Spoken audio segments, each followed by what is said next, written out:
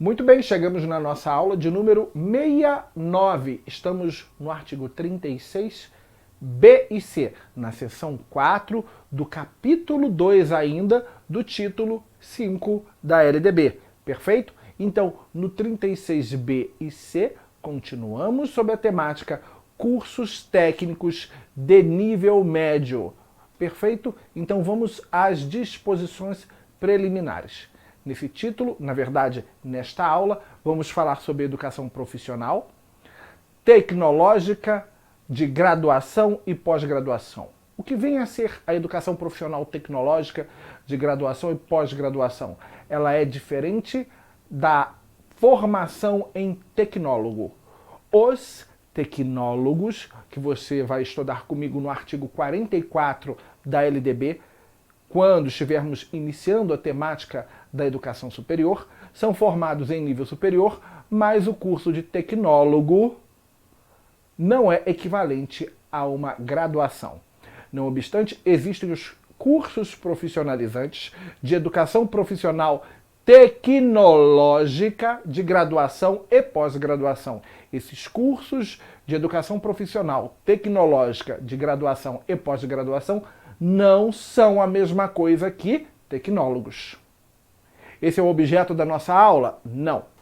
Mas estamos aqui apresentando este curso e esta distinção para somar ao seu cabedal de conhecimento. Então, curso de tecnólogo não é a mesma coisa de curso de formação de educação profissional e tecnológica. Cursos de formação superior tecnológico são equivalentes à graduação e pós-graduação, enquanto um curso de tecnólogo é equivalente a um curso sequencial superior por campo ou área do saber. Temos a formação em educação profissional técnica de nível médio, que é o objeto das aulas que estamos tendo aqui agora, e temos o de formação inicial e continuada, que vamos falar também ao longo do nosso curso.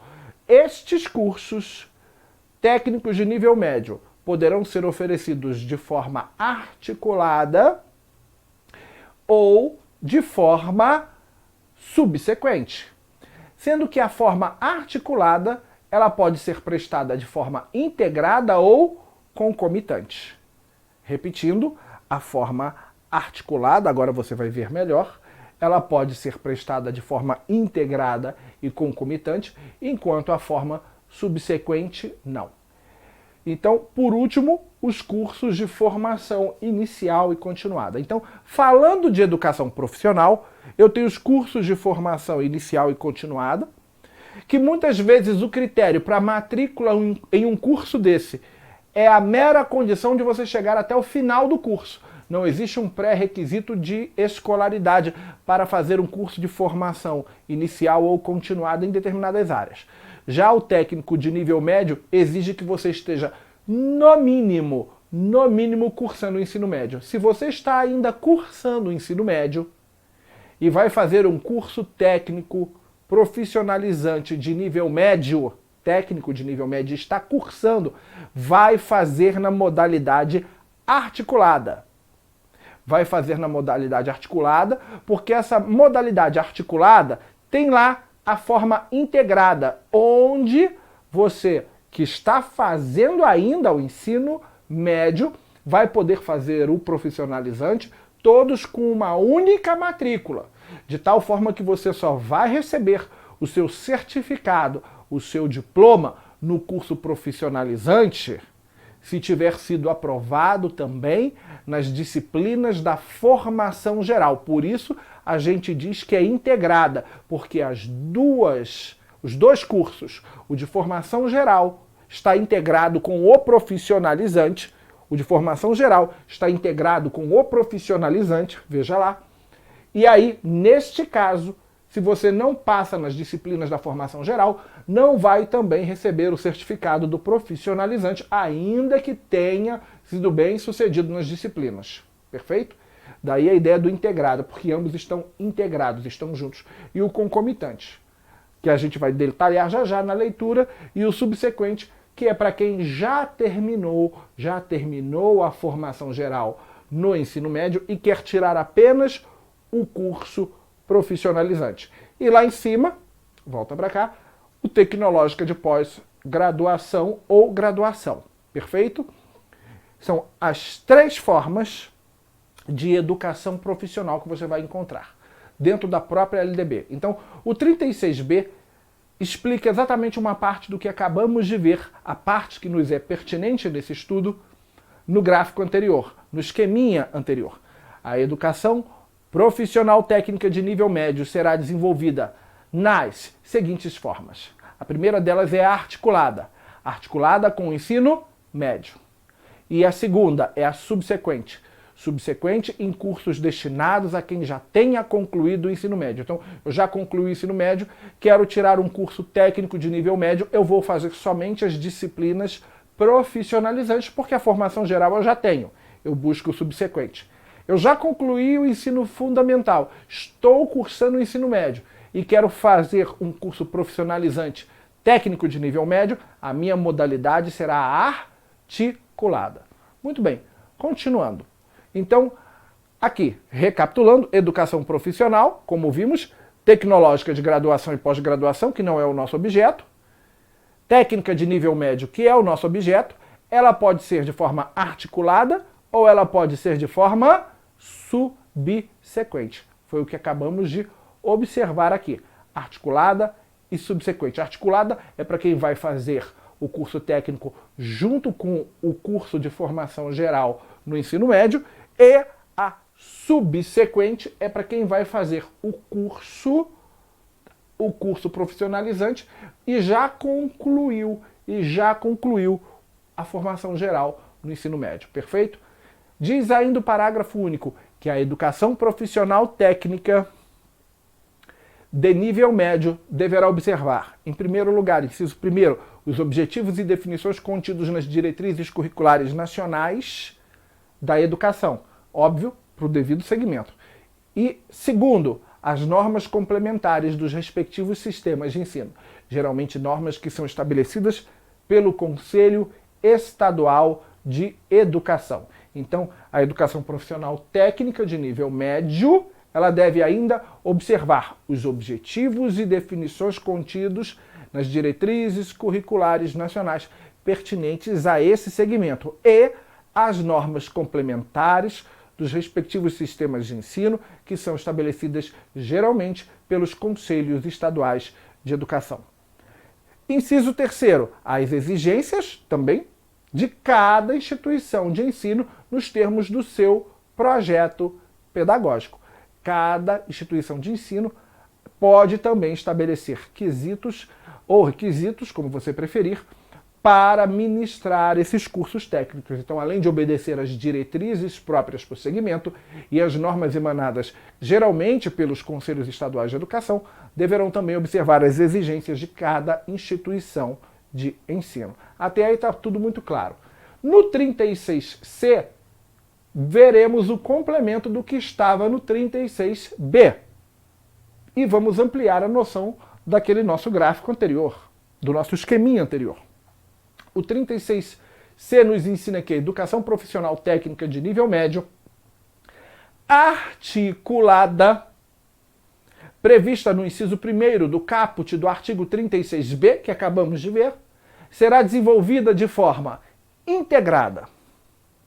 E agora eu tenho a explicação por escrito daquilo que eu já falei no esqueminha. O que é o integrado? O integrado é oferecido somente a quem já tenha concluído o ensino fundamental. Concluiu o ensino fundamental, mas não concluiu o médio.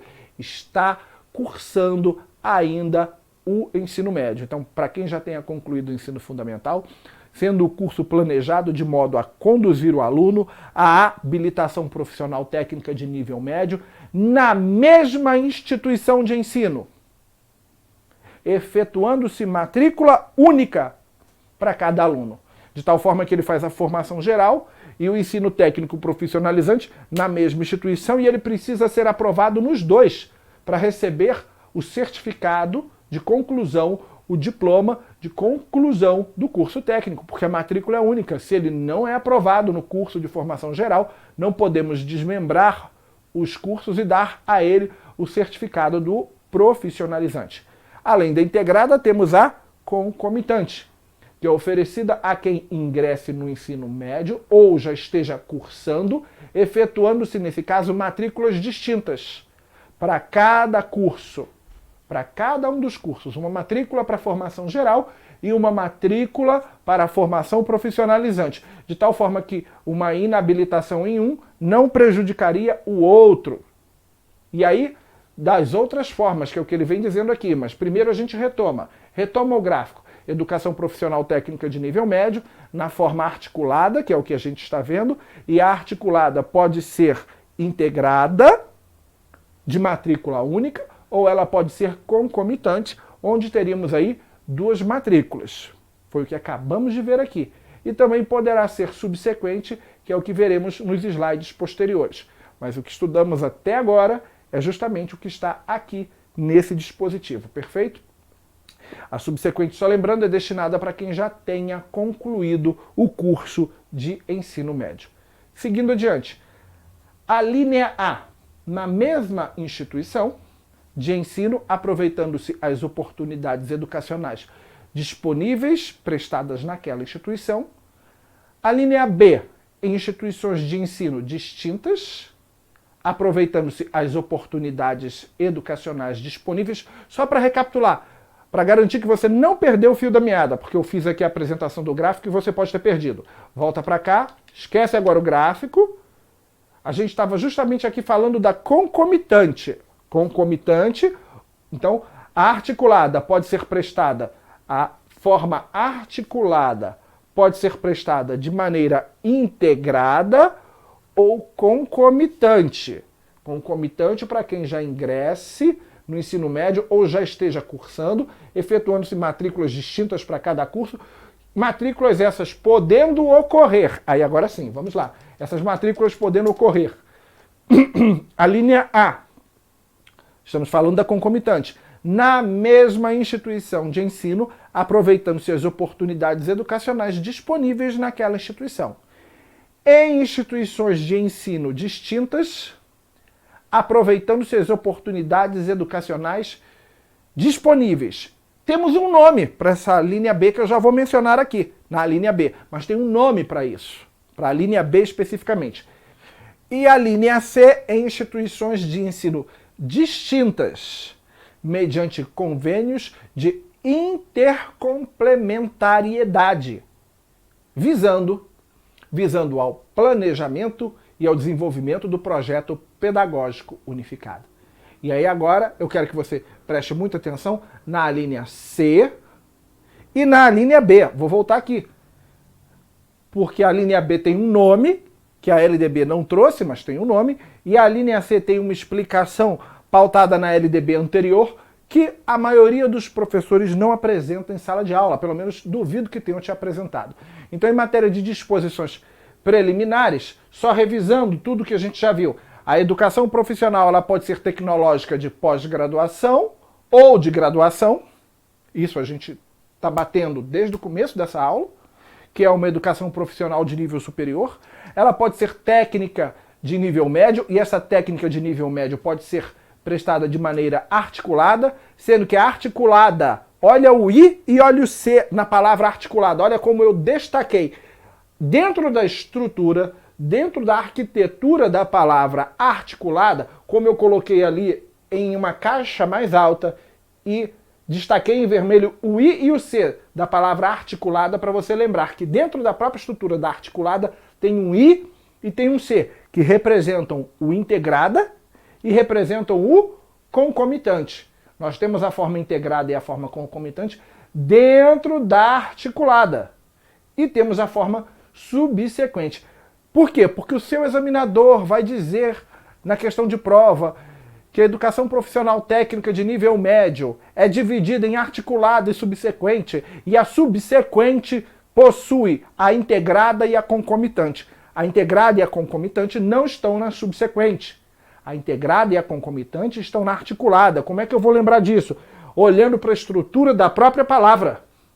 Ao perceber que ali dentro eu tenho a letra I e a letra C, de integrada e concomitante. Lembrando que integrada, esse I parece um 1 em romano, I de integrado, eu destaquei bem, parece o número 1 em romano, vai te lembrar de matrícula única, uma só matrícula, tanto para a formação geral como para o profissionalizante. E o concomitante vai te dar a noção de duas matrículas. Perfeito? Então, batendo nessa tecla desde o começo da aula, a gente agora pode partir para uma explicação em matéria de matrículas, número de matrículas, dentro da integrada e concomitante, e eu posso destacar para vocês a ideia da intercomplementariedade, que a gente destacou em amarelo há um slide atrás. Então, só para poder fechar essa coisa do uma matrícula, duas matrículas, integrada, concomitante. Então, veja que eu tenho uma tabela aqui atrás, onde eu tenho a escola, eu tenho o número de matrículas, o número de diplomas e o projeto político-pedagógico. Se eu estiver trabalhando a forma integrada, eu vou ter uma única escola. Pode ocorrer tudo em uma única... Tudo ocorrerá em uma única escola, se a forma é integrada. E eu vou ter uma única matrícula. E quando eu me formar, eu terei um único diploma. Por isso eu tenho que ter sucesso na formação geral e na formação profissionalizante, porque o diploma é único. E um projeto pedagógico. Essa é a ideia do integrado. Agora, no concomitante eu posso ter uma escola, eu terei que obrigatoriamente ter sempre duas matrículas, eu poderei ter dois diplomas e eu poderei ter dois projetos pedagógicos. No concomitante. Trabalhar uma única escola com duas matrículas, uma para formação geral e outra para formação profissionalizante. Quando eu me formar, terei dois diplomas e eu poderei, nessa instituição onde o curso é concomitante, ter dois projetos pedagógicos, um para o profissionalizante e um para a formação geral. Agora, qual é o concomitante mais frequente? O mais frequente é o que a gente vai apresentar agora, onde eu tenho geralmente duas escolas, onde uma atua, por exemplo, com a formação geral básica e em outra, através de convênio, eu tenho a formação profissionalizante. Esse é o mais frequente. Eu estou trabalhando, eu estou estudando em duas escolas. E aí, por consequência, duas matrículas, por consequência, dois diplomas e, por consequência, dois projetos pedagógicos distintos. Um para formação geral e outro para formação profissionalizante. E o concomitante menos frequente é aquele em que eu teria também duas escolas, eu teria duas matrículas, eu teria dois diplomas, mas eu teria apenas um projeto pedagógico. É mais difícil encontrar esse, porque eu teria que ter duas instituições distintas sentadas à mesa para fazer um projeto pedagógico único. Por isso é o menos frequente, porque ele teria ali apenas um projeto pedagógico para abranger, para abarcar os aspectos da formação geral e os aspectos do profissionalizante. Perfeito? Então, característica desses cursos. Geralmente ocorrem na mesma instituição de ensino, ou podem ocorrer em instituições de ensino distintas, e em instituições de ensino distintas, geralmente vão ocorrer através de convênios de intercomplementariedade. Não é o único tipo de convênio. Vamos falar de um outro, o da linha B, cujo nome não aparece, mas que pode ser cobrado em prova, e quando cai em prova ninguém sabe do que está sendo falado. Então, vamos à explicação. Qual é a primeira coisa que você tem que entender? Qual é o objetivo? Qual é o objetivo dos convênios de intercomplementariedade? A resposta você vai encontrar na antiga Lei 5692 do ano de 1971. Os convênios de intercomplementariedade entre instituições de ensino são utilizados para utilização mais racional de recursos humanos. Isso é para economizar dinheiro, para utilizar de forma mais racional, de forma otimizada, recursos humanos e recursos materiais, se eu levar em conta as definições da Lei 5692, que ainda via o homem como uma forma de recurso ou recurso humano. Então a Lei 5692 do ano de 1971 nos ensina que o ensino de primeiro e segundo grau, que era assim que ela tratava, tinham como objetivo a formação para o trabalho. E para otimizar recursos, gastar menos, propunha os convênios de intercomplementariedade, mas não era o único convênio que ela propunha. Ela também propunha um convênio chamado convênio de entrosagem. Isso, essa é a linha B que eu mencionei para vocês, que a linha B tinha um nome que não estava lá escrito.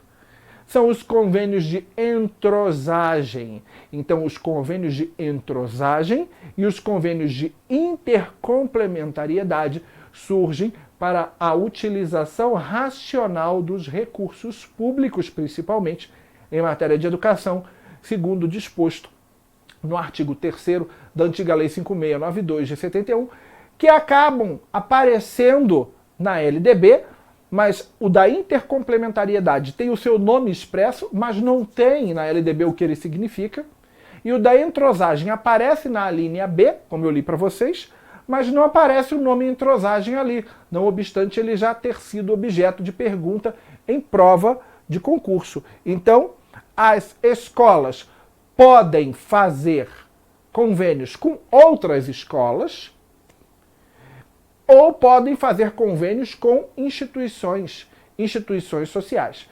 Esses convênios serão convênios de entrosagem e intercomplementariedade. Essa é a ideia. Essa é a ideia. Daí, o que significam esses convênios, qual é a ideia, qual é o propósito desses dois convênios? O convênio de entrosagem e o convênio de intercomplementariedade. A ideia é justamente a integração física entre as escolas ou entre estas e outras instituições como mecanismo de racionalização de recursos públicos. Ainda não entendi, Hammurabi? Vai entender agora. Então, eu deixo aqui uma observação para o teu estudo.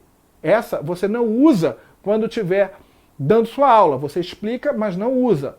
Tá? Poder-se-ia dizer, essa é a nota que eu deixo para você, que em ambos os casos, tanto para o convênio de entrosagem quanto do intercomplementariedade, em ambos os casos, se estabelece entre as unidades de ensino envolvidas uma relação de ajuda mútua sem a perda da individualidade de cada instituição. Cada uma continua se autogerenciando, perfeito? Então, segundo a Lei 5692, a entrosagem e a intercomplementariedade são expressões que são utilizadas para caracterizar a troca de recursos entre as escolas ou entre outras instituições da comunidade, como, por exemplo, instituições do Sistema S. Perfeito? Ainda não entendi. Vai começar a entender agora quando a gente vai para os esqueminhas. A intercomplementariedade. Na intercomplementariedade, você tem o objetivo de suprir deficiência das instituições envolvidas através de ajuda mútua. Ambas as instituições, são duas escolas, estabelecendo um convênio de intercomplementariedade para a formação técnica profissional, por exemplo, ou para o trabalho com alguma disciplina específica. Ambas vão suprir deficiências mútuas. Uma tem o que a outra não tem e há de trocar para que ambas possam funcionar melhor. Já na entrosagem, que é a linha B, uma ajuda a outra, sem necessariamente receber algo em troca. Simplesmente ocorre um empréstimo ou um convênio de algo entre as partes. Uma escola vai emprestar algo a outra ou vai fornecer um serviço a outra sem receber nada em troca. Isso é, na intercomplementariedade você tem uma via de mão dupla. Ambas as escolas ou instituições trocam. Na entrosagem, uma está dando, ajudando a outra, sem necessariamente receber algo em troca. Como isso funciona na prática? Muito bem, você tem aqui a escola X. Vamos falar primeiro da entrosagem. E a escola X, ela é carente de recursos para aulas de música. Ela não tem muitos recursos.